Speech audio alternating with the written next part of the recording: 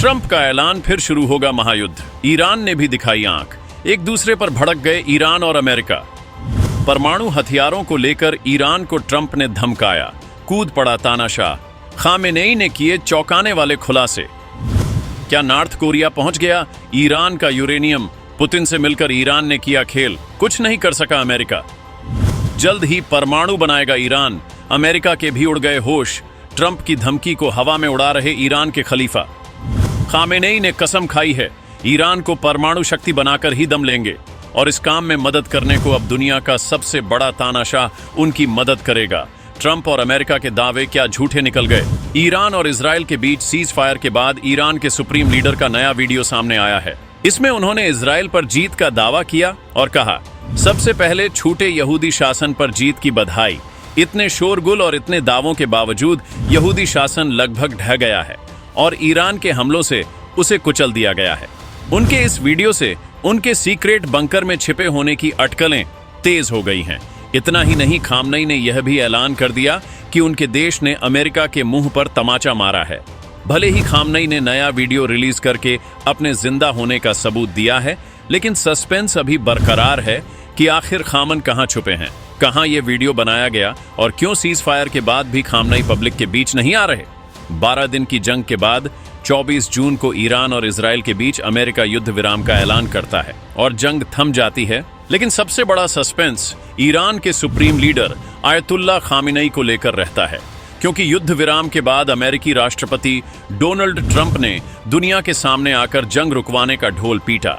Israel के प्रधानमंत्री Benjamin Netanyahu ने भी दुनिया के सामने आकर कहा कि ईरान की जिन न्यूक्लियर साइट्स को तबाह करने के लिए उन्होंने जंग छेड़ी, अमेरिका के सपोर्ट से वो कामयाब हुए।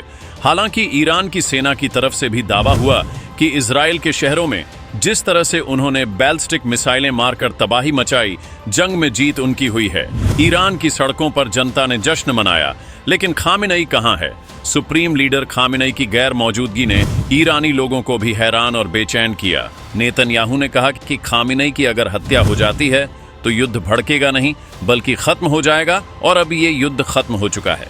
लेकिन खामेनेई का 5 मिनट 9 सेकंड का वीडियो रिलीज होता है और खामेनेई सीधे अमेरिका और इजराइल को धमकी देते हुए नजर आते हैं। खामेनेई कहते हैं, दूसरी बधाई हमारे प्यारे ईरान के अमेरिकी शासन पर जीत की। अमेरिका ने सीधे युद्ध में एंट्री की, क्योंकि उसे लगा कि अगर वो युद्ध में नहीं उतरा तो इजराइल तबाह हो जाएगा। अमेरिका इजराइल को बचाने के लिए युद्ध में उतरा, लेकिन उसे इस युद्ध में कुछ हासिल नहीं हुआ।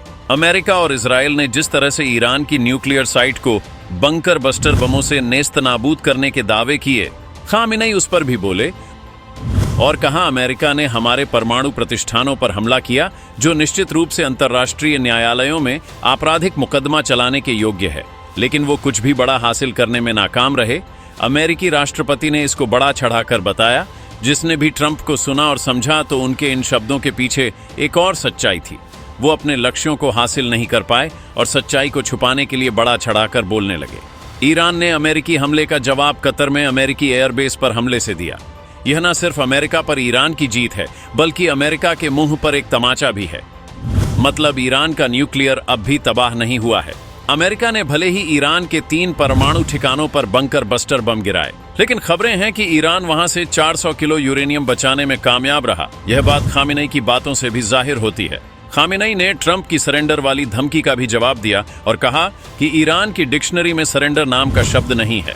खामेनेई किसी महफूज ठिकाने में है और वहीं से अब अपना परमाणु कार्यक्रम चला रहे हैं।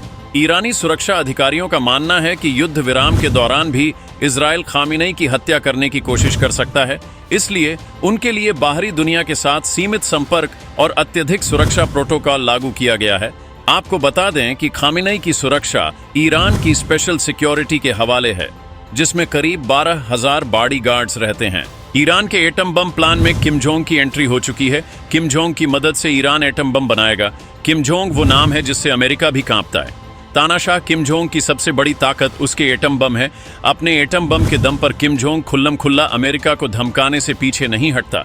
तमाम प्रतिबंधों के बावजूद 2006 में नॉर्थ कोरिया ने परमाणु परीक्षण किया। अब अमेरिका के पूर्व NSA जॉन बोल्टन ने किम जोंग के एटमी प्लान को लेकर सनसनीखेज दावा किया है। दावा नंबर 1, ईरान के एटम बम वाले प्लान में किंग जोंग का अहम रोल। दावा नंबर 2, गुपचुप तरीके से ईरान की मदद कर रहा है नॉर्थ कोरिया। दावा नंबर 3, नॉर्थ कोरिया में ईरान के परमाणु प्रोग्राम का एक हिस्सा मौजूद है। दावा नंबर 4, नॉर्थ कोरिया में भी ईरान का अंडरग्राउंड परमाणु सेंटर है। एक इंटरव्यू के दौरान जॉन बोल्टन ने ईरान के परमाणु प्रोग्राम को लेकर कहा, मुझे सबसे बड़ी चिंता यह है कि ईरान के परमाणु कार्यक्रम के कुछ हिस्से उत्तर कोरिया के एक पहाड़ के नीचे स्थित हैं।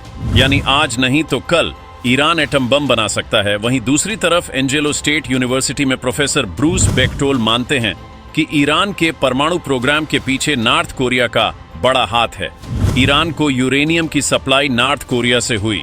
यही नहीं, ईरान के 3 अंडरग्राउंड परमाणु सेंटर फोर्डो, नतंस और इफाहान को बनाने में नॉर्थ कोरिया ने पूरी मदद की। अब नॉर्थ कोरिया की पूरी कोशिश है कि ईरान जल्द से जल्द परमाणु बम बनाने में कामयाब हो। ईरान ने परमाणु और प्रसार संधि से बाहर निकलने के संकेत दे दिए हैं, यानी एटम बम बनाने की अपनी कसम पर खामनेई कायम है। जबकि युद्ध विराम के बाद भी अमेरिकी राष्ट्रपति डोनाल्ड ट्रंप दावा कर रहे हैं कि ईरान को एटम बम नहीं बनाने देंगे। ईरान और किम की जोड़ी ट्रंप नेतन्याहू पर भारी ना पड़ जाए। अमेरिका का दावा यही है कि ईरान का परमाणु सेंटर तबाह हो गया, अब ईरान कभी परमाणु बम नहीं बना पाएगा। ऐसे में सवाल यही है कि ईरान के पास मौजूद 400 किलो यूरेनियम कहां है? वही 400 किलो यूरेनियम जिसकी मदद से ईरान 1-2 नहीं बल्कि 10 एटम बम बना सकता है।